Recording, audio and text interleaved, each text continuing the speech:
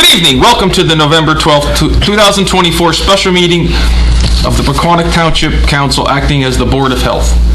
Ms. Marsh. In accordance with the requirements of New Jersey's Open Public Meetings Act, notice of this special meeting was filed in the office of the Township Clerk, posted on the bulletin board in the municipal building and on the Township website, and mailed to all persons requesting notice in accordance with Township policy. 48-hour notice of this meeting was also transmitted via fax or email to the Suburban Trends and Daily Record newspapers.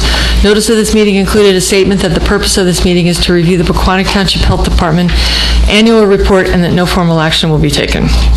The clerk will please call the roll. Mr. Dracy? Yes. Mrs. Florence Lynch? Here. Mr. Cole? Here. Mrs. Russell? Here. Mayor Hurd is not with us. The item on this meeting's agenda are discussions of the Health Department's annual report. Mr. Catanzaro. Thank you. Good evening, everyone. I provided reports for 2024 annual report and our activity report. It's pretty thorough. It was for your review. And what is in the report describes our mandated activities by the state of New Jersey, the requirements of each local health department. We are fulfilling all the obligations that the statutes require. We go above and beyond these standards, especially in the elevated risk type establishments, complaints, and emerging threats. So we're always trying to keep above the standard. The standards are minimum standards. We try to exceed that to protect the public at the highest level. What we do is there's a lot of enforcement activities. In order to do this, we give guidance to the public. We enforce a lot of the state and local laws. There's a lot of educational activities that we use a variety of platforms to get information out to the public. We circulate a newsletter, and we make sure that the residents have access to our staff. We have a highly professional staff licensed in a variety of disciplines, public health disciplines, including registered environmental health specialists, RNs, and health educators. The nurses engage in disease control activities with contact tracing, disease investigation. There's about 100 communicable diseases that are reportable to the state of New Jersey. And any resident who is diagnosed with one of these communicable diseases, there's a full investigation. It's referred to us by the state of New Jersey, and we try to educate the person who has been infected, and also how to prevent the spread of disease in the community. So these investigations are very helpful to curtail any kind of an outbreak. The inspectors are out doing environmental inspections. They're involved in all kinds of public health nuisance investigations, and we enforce laws on a variety of regulated establishments. And these establishments are regulated by the state because they are a threat to the public if they're not carried out properly or in accordance with the state laws. They can pose a high risk to the public. So these establishments are routinely inspected, investigated. We do education with the owners of these businesses to assure that they're operating in a safe manner, and we're always available for them. Our health educators out in the field doing education of different demographic groups in the towns to bolster information about chronic diseases, how to prevent chronic diseases, and also communicable diseases.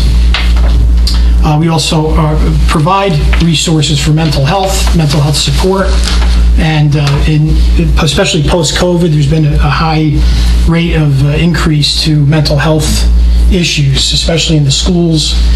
And so we've initiated some programs directly with the schools. We're going to be rolling some things out in 2025. We're working closely with the superintendents of schools. Also, we're working with the police chiefs in each of the towns, because some of the emerging threats have to do with illegal substances or legal substances that are being sold to minors that shouldn't be. So it's really a cooperative effort with all the disciplines in town, whether it's the Board of Education, police departments, but we're engaging, we've initiated these relationships, and we're going to be rolling out some programs in 2025 that we're looking forward to. the emerging threats, or really the risks that we're seeing this winter season, are pretty much the same as last year. You have RSV, influenza, COVID. Those are basically the same as last year that we are focusing on. We also had some foodborne illness outbreaks in New Jersey or in surrounding states that we're monitoring to see if it's going to affect New Jersey. One is boar's head. You heard of the boar's head outbreak. That was it's still happening. There's still cases that are emerging, especially because it could take up to 10 weeks to get symptoms after somebody ingests. Was that just liverwurst, though? Well, initially it was liverwurst, but it was cross-contaminated. I don't like liverwurst. I only eat humans. Yes. So it was cross-contamination? Well, there's the liverwurst was the initial product, Okay. but then there was cross-contamination with some of the other products tested, and some of the surface areas in the plant in Virginia, I believe, was contaminated, which can risk other products that they produce. So they decided to stop making liverwurst forevermore. They're no longer. Oh, really? Yeah, Boar's Head is leaving the liverwurst business. The only way I found out about the outbreak was because ShopRite had a big sign saying, "We don't and never will sell boar's head." I'm like, what's that all about? Wow. That's why. A lot of, it affects the retailers all the way down the line. Yeah, definitely. If they can't sell cold cuts and Right. deli meat, so they're going to look, I'm sure Lumens and all these other ones are capitalizing off this. So whether Boar's Head survives this or not is yet to be seen. I mean, there's so many millions upon millions of dollars of loss here that, and there's lawsuits and other things they're going to have to contend with. So it'll be interesting to see how it unfolds.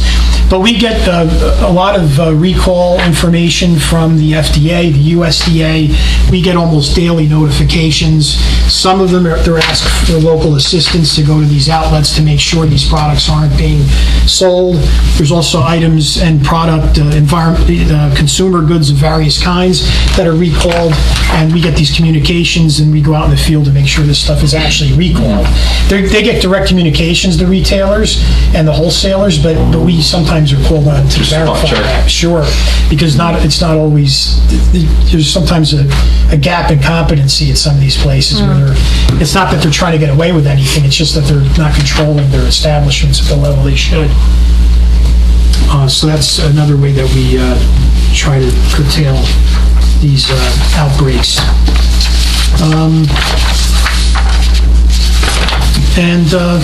So we, as I had mentioned last year, we had received a $625,000 grant. That's always nice. That's a very nice thing. We've already Thank you. had about $400,000 has been used for various programs and across really a lot of the public health infrastructure is also useful to all the other departments, whether it's DPW, OEM, police department. So we've purchased things from signboards to security cameras and access to different facilities is being protected now. We relocated our radio antenna out to the senior house. We've purchased trailers loaded with equipment for rapid response and outdoor operations. We have a light tower that we purchased that will illuminate almost a football-sized field of if we have operations at night. That would be very useful for floods or any kind of operation where public health would also be involved. And so we're putting that money to good use. It's a town-wide impact, and we still have some more projects that we'll be finishing up by June. By June, we'll have all the money secured and all the projects completed. And anyway, you have the reports, you have all the data, we got you everything you need. If you have any questions, I'll be happy to answer them. So are we at 4 towns now, or is it still 5 towns? We have, right now we're 6 towns, but as of January, we'll be 5 towns. Bloomingdale's. Bloomingdale's actually going to, the county, Passaic, has been expanding into local public health activities. Usually they do CHA, which is the County Environmental Health Act, which is for all the municipalities in the county. They operate as a support agency. But the last 8 to 10 years, they've actually expanded into getting shared service contracts with the municipalities to do local public health. And so Bloomingdale Opted to go. opted to go over to the county. We don't think we hope that it works out for them. What are our 5 again? Pequannock, Lincoln Park, Riverdale. The Florham Park, Kinlawn, Kinlawn. Riverdale, Boonton. What's the chances that we'll go after somebody else? Good, because I'm always, I have pretty good relationships countywide, and I think our reputation is very good, and I think if there's an opportunity that arises, we're always willing to hear what they have to I say. think shared services is the way to go. I don't think we went after Boonton. Boonton came to us. Yeah, a lot of the towns that's came to correct. us. I've been reading a lot about a really bad strain of walking pneumonia. Mycoplasma walking pneumonia. That's really hard and it comes on quick. Yes. Have you seen that? We've been seeing cases of it, so there's been an outbreak of it. Luckily, most of the cases are mild. I heard immunocompromised, it's 40% mortality. Yeah, well, but luckily, we haven't seen a high spike in mortality. Okay. But it's any kind of pneumonia, especially that kind, but really any kind, for anybody who's immunocompromised, over 65 years of age, it's a high risk. Yeah, everybody's saying go get an x-ray right away. Well, So that, I don't know, because they're saying it's, I don't know, I've been reading a lot about it, seeing a lot Yeah, about it well, lately. but the messaging goes out to the. Sorry about that. It's okay. I totally did not have it on my calendar. Don't worry, Mayor. Nice to see you.